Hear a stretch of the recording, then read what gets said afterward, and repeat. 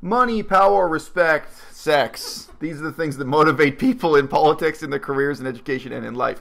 In this video, we're mostly talking about money, although actually power and sex are also involved. And we are criticizing, not for the first time on this channel, DXE, Direct Action Everywhere. I have a whole playlist of videos criticizing DXE, although I'm also going to put in some comments about a Canadian organization many of you will not have heard of before. So look guys, if you are a regular viewer on this channel, you may have noticed that in a couple of my videos talking about DXE, I actually mentioned their budget and threw up some screenshots of an alleged budget they post on the internet. And I've mentioned with them several times, they do not engage in transparent accounting or publicly accountable accounting the way most charities do. In the United States, if a charity's budget is over a certain threshold, they are obliged to post Form 990 public. I believe that's the correct number, IRS Form 990. And this breaks down for you to some extent where their money comes from, where it goes.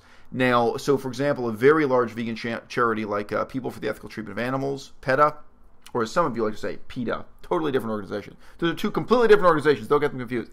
Anyway, my preferred pronunciation is PETA.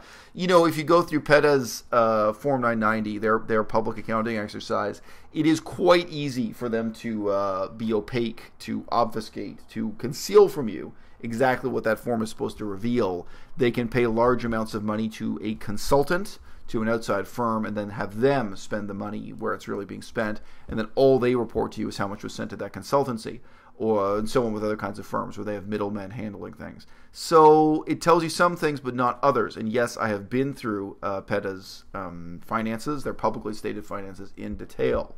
But it has been impossible to do that with Direct Action Everywhere. And for years, for many years, since I started this channel, I've been asking to see the finances for DXE, for Direct Action Everywhere, because I want to learn from them. I want to learn from their success. I want to learn from their failure. I mean, in some ways, they're a very successful organization, and in some ways, they're a disaster. It's got my, I don't mind. Anyway, I got my girlfriend going back and forth in the bathroom. What's up, Melissa? As you see, we do not live in a Puff Daddy style mansion where this would be happening in a separate wing. That would be in the West. No. Anyway, so Direct Action Everywhere. Look, the main thing they're known for is this screenshot I'll put on screen now. Is pitching a fit. Is throwing tantrums in public. This is Priya, and Priya is the girlfriend. I don't know if they're married. I think they were just boyfriend and girlfriend. The girlfriend of the self-appointed dictator for life, Wayne Seung. Wayne Seung has repeatedly, let's just say he's refused to step down. He's refused to comply with the democratic process that he invented for DXE. They were supposed to be democratic and transparent. They were supposed to be a fully horizontal organization. And over time, all of those pretenses disappeared, and it emerged that Wayne was just going to remain self-appointed dictator for life. And that, anyway, any pretense of being horizontal, democratic, or accountable was going to disappear. But we still have the question of their finances. And as I say, I'm not just interested in their finances to criticize them. I'm interested in looking at the most successful vegan organizations, whether that's People for the Ethical Treatment of Animals or anybody else, like whether or not I agree with them or disagree with them, learning from their mistakes and also learning from what it is they're doing right. But things have changed with DXE. Over time, progressively, I mean, what they were founded on was this ethic of disruption. And this is the meaning of disruption. Disruption is Priya running into a butcher shop and tearfully yelling that she wants the butcher to kill her instead of the pigs, right? Disruption means them literally running onto a baseball field trying to disrupt a baseball game because people are eating hot dogs while they're watching the baseball game. Baseball's not vegan or whatever, right? I've played film clips of this. They ran onto the podium and interrupted Bernie Sanders during his rally. They ran onto the podium and tried to interrupt Hillary Clinton. They have a long, and guess what? They get beaten up by the cops and arrested and hauled off. I've played video clips of that before too. Check out the playlist if you want to see those videos. But you know, with time, they have more and more shifted towards the type of activism that gets them donations. And this is a profound sense in which money perverts the, I don't know, political process. Is what you're doing, is it real politicking, or are you really just providing a kind of entertainment for your donors, a kind of service to solicit support? And you can slip from one paradigm to the other without even recognizing that you're slipping. All right, so what do we got on screen here? Gwen Jakuzbin. I'm really not attempting to pronounce your name correctly. I apologize. As someone with a hard to pronounce name, perhaps one person with a hard to pronounce name to the other. She says, I agree with Katya and find this to be incredibly disheartening, not to mention misleading. you're asking for donations to rescue hundreds of animals, but less than 25% of the money you raise is going towards animal care. As someone who runs a large sanctuary, I know that even rescuing one life can mean thousands and thousands of dollars in their lifetime, especially if they have unique medical needs.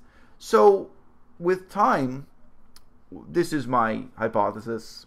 I've never had anyone say I was wrong. I've discussed this with past and present members of Direct Action Everywhere. Their original modus operandi was disruption. But disruption does not get donations the way this Sanctuary Act does.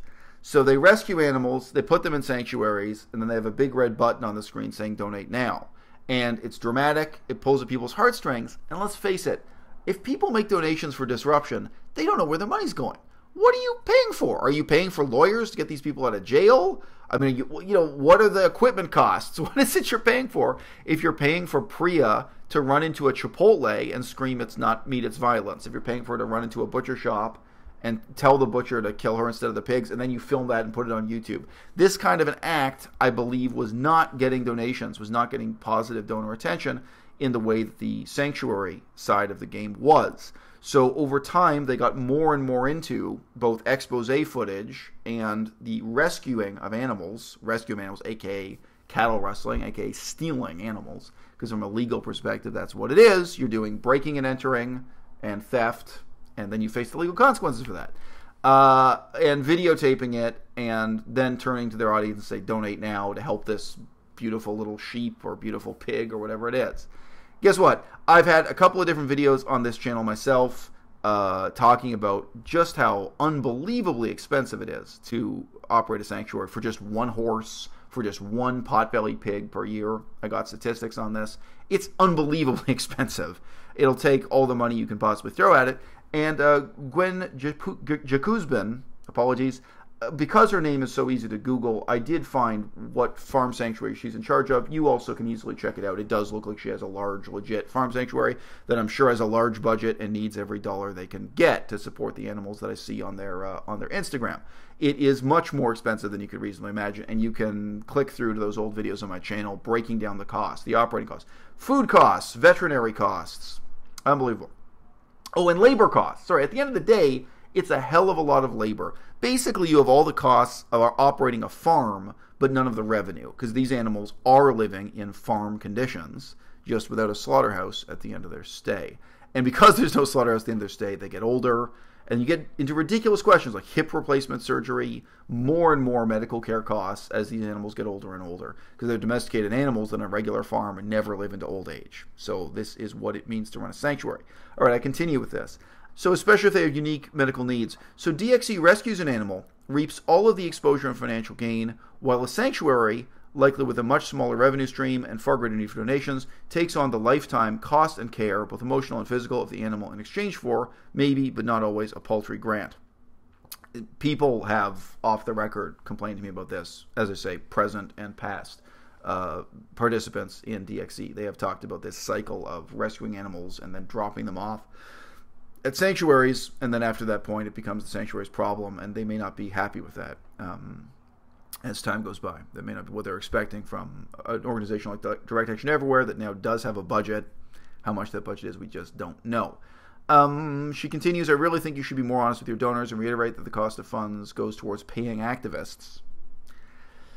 The one, informal sketch of their operating costs was very evasive on this. It didn't really tell you about salaries.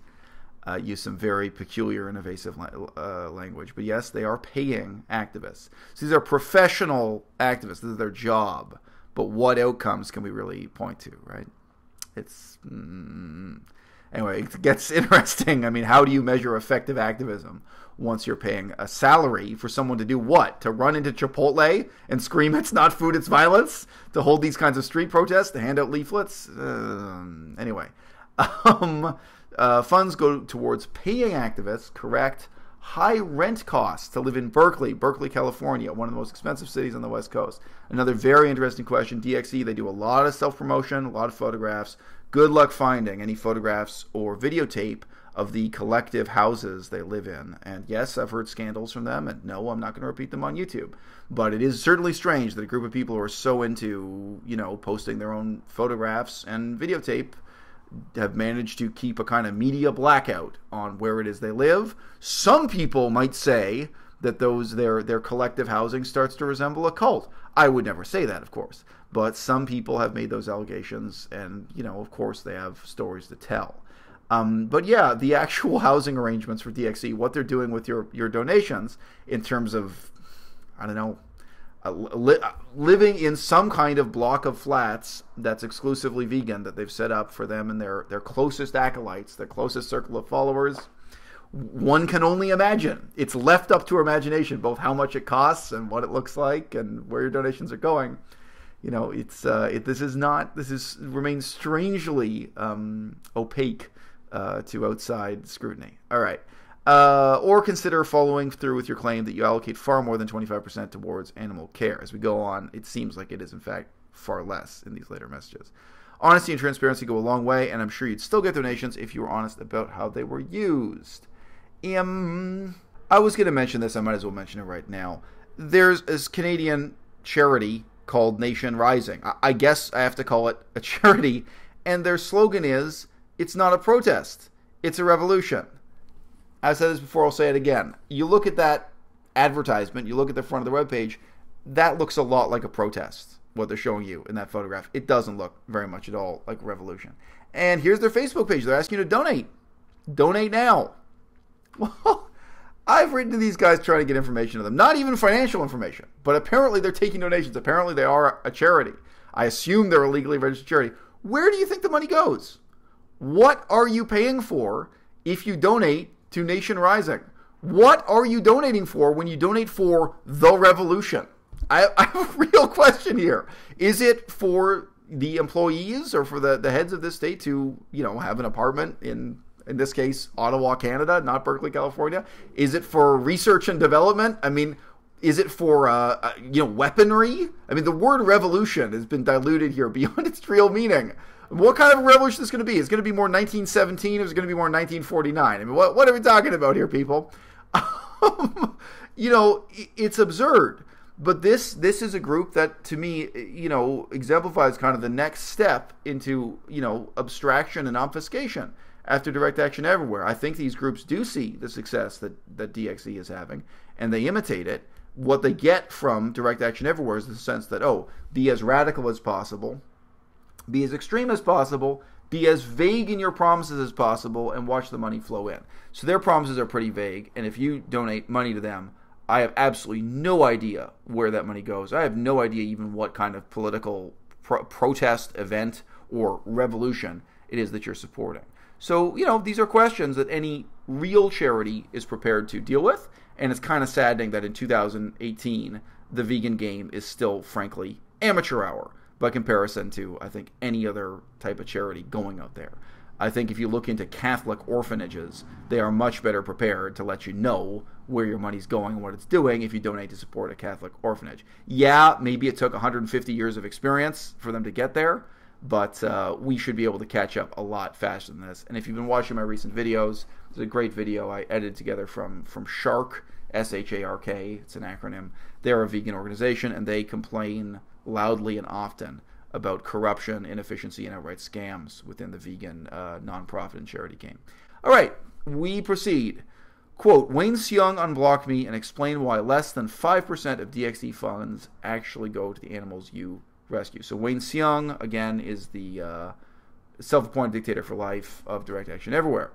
We demand that your fundraiser goes directly to sanctuaries like you claim it does. And here's a reasonable demand. In the future, we demand that 50% of DXE's fundraising efforts go to sanctuaries and cover animal care costs. Or be truthful that the funds you raise will not go to animal care. So again, for me, because I've been following DXE for so many years, I think they never really thought through the implications of the fact that the sanctuary side of the game was increasingly the rationale for people donating to support them, when for them their raison d'etre, their original constitution, their founding mandate was to be this horizontal network of direct action activists who engaged in disruption. Putting quotation marks, putting air quotes around all these terms, because what disruption really means, we can digress into what horizontal means, what a network of activists means, but it's changed. In reality, the way they present themselves now and why the justification for donors supporting them has everything to do now with animal sanctuaries, animal rescue, and they're really not prepared in a transparent way to account for where the money is going, whether it's going to support activism in some sense, in the broadest sense of the word activism, going to support animal sanctuaries, or going to support, frankly, people's salaries, people's cost of living, which may not be evil. Most organizations over a certain size, they start paying people's wages, but you cannot get any transparent accounting out of direct action everywhere. I continue, same message. Wayne Seung of DXE has blocked me from his page because I brought up the question, where does the money go? I've asked that question for years. Good luck, sister. His organization raises lots of money under the guise of supporting sanctuaries and animal care, but it turns out that's a big fat lie. Approximately 5% of funds raised actually go to the animals. Most of the money goes to the organization to promote itself. So this was another issue that came up in the shark video. It comes up in politics all the time. How much of your money is going to really support your mandate? Whether your mandate, shall we say, how much is going to support direct action, in quotation marks, and how much is going for self-promotion. And self-promotion can include just advertising, paying an advertising firm. With a large share to like PETA, People for the Ethical Treatment of Animals, a huge part of their budget is going into self-promotion, whether or not that's directly called advertising. Sanctuary friends, exclamation point. This is your call to action. Let Wayne know what you think about DXE rescuing animals, making money off the story, and not following through with funding their care, leaving already underfunded and overworked sanctuaries to pick up the pieces. I know you're busy. Boy, I do know, but please, if you know what's happening with the organization, let your voice be heard. If people want to support animals and rescue efforts, etc., etc. And then she says, correction. The document shows the first quarter financial statements in 2017. DXE only gave $11,500 to animal sanctuaries, whereas they raised $238,000. So that's allegedly in just one quarter of 2017. I don't know if I believe any of the numbers, given my limited experience with direct action everywhere, but apparently that was the spreadsheet she was working with. So here's a reply from Wayne Seung. I assume this is from earlier than that message, but I don't know. Given that she says he blocked her, but maybe he wrote to her after blocking her, whatever. Wayne says, we're expecting about 50% of the gifts to go to fellowships to activists. Fellowships, not wages, not salaries. Fellowships. Got it. Putting money in people's pockets without having them sign a contract, without having kind of human resources relationship with them. You're putting money into their pocket without a contract, without really the responsibilities of an employer, and without them taking on the formal responsibilities of an employee or a job description or formal statement of responsibilities, right? That's what fellowships really means, right? So it's putting money in people's pockets without even having the formal apparatus of an employer-employee relationship, etc. So they're giving fellowships to activists, quote, who are doing rescue, storytelling, and media work. These are people like Priya Sawhney, and so people like his girlfriend, right? Yes, great people like my girlfriend. I mean, yeah, great. I'm really glad you're endorsing the fine work of someone you can't possibly have an objective opinion about. Right, let's continue. And Paul Darwin Picklesmere, who are staying up sleepless nights. Sleepless nights! Can you get this? His girlfriend is staying up sleepless nights. He must feel neglected. To expose cruelty and share the stories of animals rescued from hell. That's what it actually says. To expose the cruelty and share the stories of animals rescued from hell. Got it. I'm glad you didn't do it halfway, Wayne. I mean, why don't you tell us how you really feel? Another 25% goes to funding educational efforts, including the Berkeley Animal Rights Center. I'm assuming that's just another name for DXE. I think that's a DXE project. So another 25% goes to us, I'm guessing. Sorry, the Berkeley Animal Rights Center. And other infrastructural expenses, such as IT and computers. All right, sorry, they live in Berkeley. They're based in Berkeley. I can't imagine that DXE is collecting donations to truly give it to a completely separate charity organization. Ethically, that doesn't make sense. Strategically, that doesn't make sense. So I assume the Berkeley Animal Rights Center, I assume, is simply an initiative of DXE. So again, this is not really a useful explanation. We continue. Another 25% goes directly to major campaigns. Again, but what does that mean? In the past, their idea of a major campaign was running onto a baseball pitch during a baseball game, trying to disrupt the baseball game. It was interrupting Bernie Sanders when Bernie Sanders speaks. That's their idea of a campaign. So what the fuck are you giving your money to? I don't know, bus tickets? Again, lawyers to get them out of jail? It's been stupid, dead-ended, disruptive activism. That's their MO. That's their mandate in their constitution. That's what you're supporting. Anyway, I mean, sort of what is the cost of running into a Chipotle and screaming it's not food, it's violence? Major campaigns, including providing grants for sanctuaries so they can care for rescued animals and educate the public with the individuals and animals. So you see, he's using the number 25% here, but it's 25%, which is a category in which support for animal sanctuaries is just one subcategory. It's for all major campaigns. So anyway, Katya writes back, how much of the 25% is going towards sanctuary grants, etc.? How much is actually going for animal care? Good luck getting an answer to that question. Wayne writes back, approximately $50,000 of approximately $350,000 in total spent in 2016, plus additional expenses incurred by fellows on their own dime, which is quite significant but not cramped. Yeah, of course, because that's basically your own members are also your donors, of course. You have people who are passionate about animal rights. They join Direct Action Everywhere. Even if you pay them a salary, they're going to end up spending some of their own money donated towards, project activities. Okay, guys. Money, power, respect, sex, fame. As the world turns, I don't expect these organizations to ever be transparent or accountable. Ever. Not ever. I don't expect Direct Action Everywhere to improve. In the time that I've followed them, they have only gotten worse and worse and worse. They had this kind of anarchist pretension of being fully horizontal, fully transparent, fully democratic, fully decentralized as a network of activists.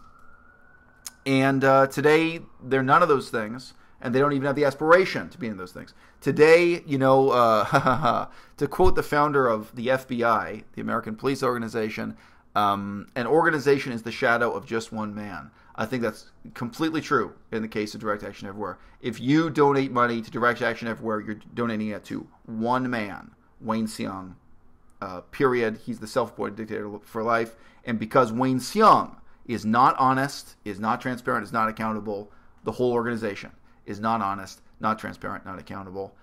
My judgment of Wayne Seung, honestly, is just based on his writing. I've read several of his articles. I thought they were garbage. Of course, I've also seen him speak in videos and in podcast-type formats and so on. I've accessed information other ways. But I got to tell you guys something. Stupidity is real. I've spoken to many people who've interacted with Wayne face-to-face, and most of them say they respect him, that they like him, that they think he has good intentions. But I don't care how good your intentions are. Wayne, you're an idiot. And, you have not just made DXE into a laughingstock, into something vegans should be ashamed of. You are, bit by bit, making veganism itself a laughingstock. You're making veganism something that Berkeley, California is ashamed of.